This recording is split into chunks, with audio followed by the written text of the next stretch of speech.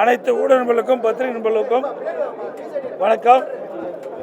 இன்றைய தினம் அனைத்து இந்திய அண்ணா திராவிட முன்னேற்ற கழகத்தின் சார்பாக சட்டப்பேரவையில் பேரவை விதி 56 கீழ் பொது முக்கியத்துவம் வாய்ந்த நிகழ்வுகள் குறித்து பேரவை ஒத்திவைத்து விவாதிக்க வேண்டும் என்று சட்டப்பேரவைத் தலைவர் அவர்களுக்கு கோரிக்கை வைத்தேன். அவர் அந்த கோரிக்கையை நான் ஏற்கின்றேன். அதே சமயத்தில் இது குறித்து முதலமைச்சர் அவர்கள் ஒரு சில விளக்கத்தை அளிப்பார்கள் என்று குறிப்பிட்டார். நான் சட்டப்பேரவைத் தலைவரிடத்திலே கேட்டுக்கொண்டதெல்லாம் கரூர் சம்பவம் குறித்து முதல்வர் கருத்து சொல்வதென்றால் இது பிரதான எதிர்க்கட்சி அனைத்து இந்திய அண்ணா திராவிட முன்னேற்ற கழகம். கரூர் சம்பவம் நடைபெற்ற நிகழ்வு குறித்து பிரதான எதிர்க்கட்சி என்ற முறையில் எங்களுடைய கருத்துக்கள் தெரிவித்த பிறகு முதலமைச்சர் பதிலளிப்பதுதான் பொருத்தமாக இருக்கும் என்று நான் குறிப்பிட்டேன். சட்டப்பேரவைத் தலைவர்கள் 56 விதி எண் 56 கீழ் பேசுவதற்கு வாய்ப்பு கொடுக்கிறேன் என்று சொல்லிவிட்டு உடனே முதலமைச்சர் அவர்களை அழைத்து நீங்கள் அரசனுடைய கருத்தை குறிப்பிடலாம் என்று அவருக்கு அனுமதி கொடுத்தார்.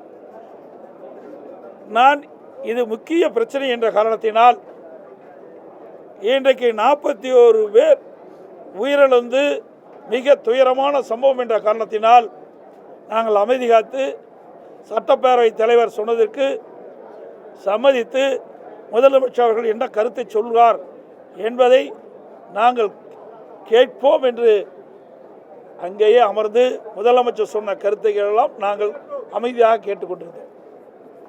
அவர் இந்த திராவிட முன்னேற்ற கழக அரசு இந்த கரூர் நிகழ்வு குறித்து என்னென்ன நடவடிக்கை எடுக்கப்பட்ட என்ற விவரத்தை தெரிவித்தார். அதுக்கு பிறகு பிரதான எதிர்க்கட்சி என்ற முறையில் பேரவை விதி 56 கீழ் நான் பேசுவதற்காக அனுமதி கேட்டேன். அனுமதி கொடுத்தார்கள். அந்த அடிப்படையில் நான் பேச ஆரம்பித்தேன். அதில் 27/9/2025 அன்று வேலுச்சாமிபுரத்தில் தமிழக வெற்றி கழகத்தின் தலைவர் அவர்கள் மக்கள் சந்திப்பு கூட்டம் பேசிக்கொண்டிருந்த பொழுது ஒரு 10 நிமிடத்திற்கு பேசிக்கொண்டிருந்திருப்பார். அந்த சமயத்தில் ஒரு செருப்பு வந்து விழுகிட்டது. இதெல்லாம் நான் சட்டமன்றத்தில் பேசினா அதை நீக்கி விடுவாங்க. அதனால் இங்கே மக்களுக்கு தெரிவிப்பதற்காக ஊடகத்தின் வழியாக தெரிவிக்கின்றேன். நாங்கள் ஊடகத்தில் வந்த செய்தி தான் தெரிவிக்கிறேன். 10 நிமிஷம் தான் அதில் பேசிகிட்டு இருந்தார். அந்த கூட்டத்தில் உடனே ஒரு செருப்பு வந்து விழுகுது. அதை பற்றி இந்த அரசு அவருடைய கருத்து எதுவுமே சொல்லலை. அதுக்கு பிறகு கிட்டத்தட்ட அந்த கூட்ட நெரிசலில் சுமார் 41 பேர் இன்றைக்கு இறந்திருக்கின்றார்கள். அதில் 10 குழந்தைகள், 18 பெண்கள், 13 பேர் ஆண்கள் என்று தகவல் கிடைத்திருக்கின்றன. அதோடு இந்த திரு ஸ்டாலின் தலைமையில் இருக்கின்ற அரசாங்கம் இந்த கூட்டத்திற்கு முழுமையான பாதுகாப்பு கொடுக்கப்பட்டிருந்தால் இந்த உயிர் வலியை தவிர்த்திருக்கலாம். ஆனால் இந்த அரசாங்கம் எதிர்க்கட்சிக்கு ஒரு நீதி, ஆளுங்கட்சிக்கு ஒரு நீதியாகத்தான் பார்க்கப்படுகிறது. அது எந்த எதிர்க்கட்சியாக இருந்தாலும் சரி. அந்த அடிப்படையில்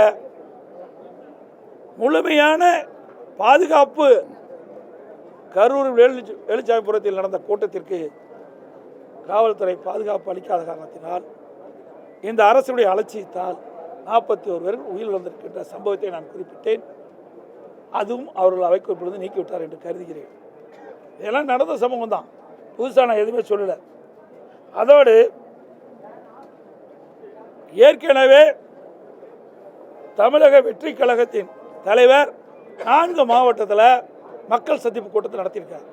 திருச்சி, அரியலூர், நாகப்பட்டினம், அதுபடுத்து திருவாரூர், அதுக்கு பிறகு நாமக்கல், அப்புறம் தான் கரூருக்கு வந்தார். ஏற்கனவே 4 கூட்டத்தில் எவ்வளவு மக்கள் அந்த நிகழ்ச்சியில் பங்கு பெறுவார் என்று காவல்துறைக்கு தெரியும்.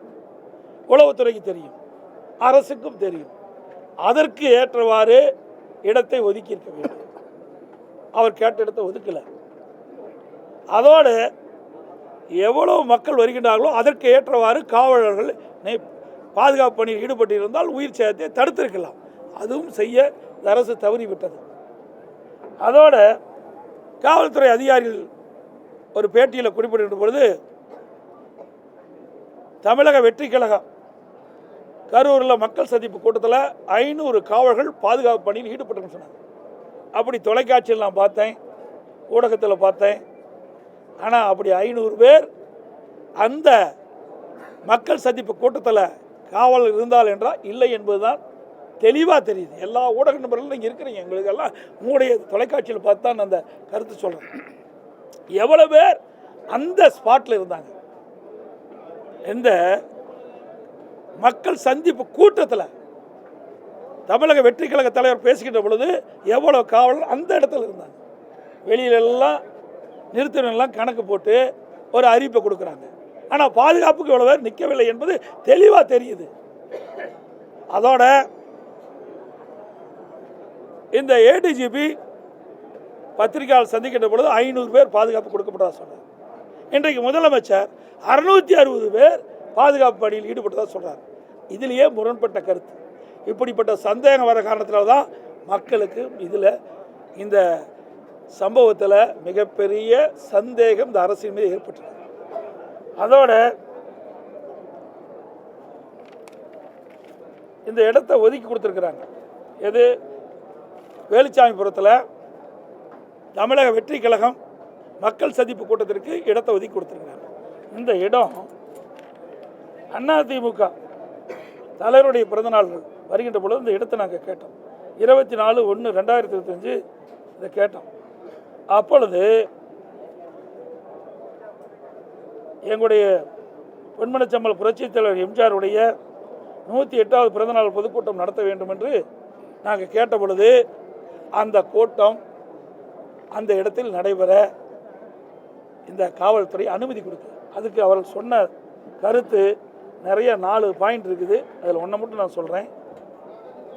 தாங்கள் பொதுக்கூட்டம் நடத்த அனுமதி கேட்ட வேலுச்சாமிபுரத்தில் அதிக அளவில் மக்கள் போக்குவரத்து மிகுந்த பகுதி என்பதாலும் குறுகிய சாலை என்பதாலும் கூட்டம் கூடும்போது 2 புறம் முன் சாலை மறைக்கும் சூழல் ஏற்படுது. இதனால் நாங்கள் கொடுக்க மாட்டோன்னு ஏற்கனவே நிராகரிக்கப்பட்ட இடம். அப்படி இடத்துல எங்களுக்கு கூட்டம் நடத்துவதற்கு அந்த இடத்த தான் கொடுத்தோம். ஏற்கனவே எங்கள் கூட்டங்க நடத்த வேணும்னு கேட்டோம்.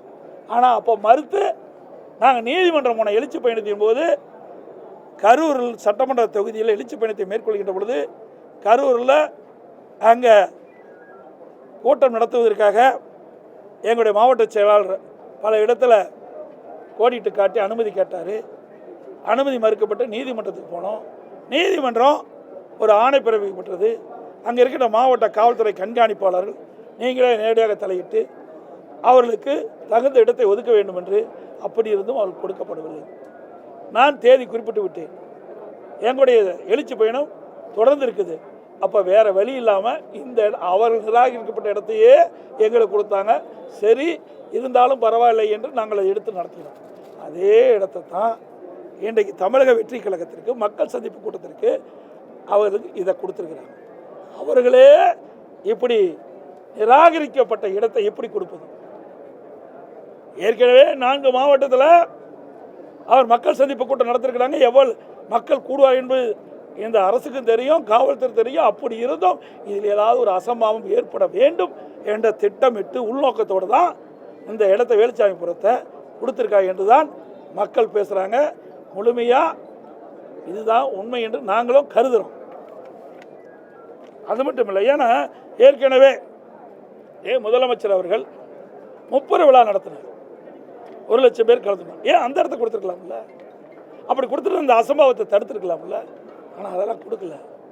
இப்படி ஏதாவது ஒரு சம்பவம் நடக்க வேண்டும் என்று இந்த அரசு திட்டமிட்டு தான் இந்த ஏற்கனவே அனைத்து இந்திய அண்ணா திராவிட முன்னேற்ற கழகம் கேட்ட இடத்தை கொடுக்காமல் அவர்கள் நிராகரிக்கப்பட்ட அந்த இடத்தை எங்களுக்கு ஒதுக்குனாங்க. அதே இடத்தை நிராகரிக்கப்பட்ட காவல்துறை நிராகரிக்கப்பட்ட அந்த இடத்தை தான் தமிழக வெற்றி கழகத்தை கொடுத்துருக்குறாங்க.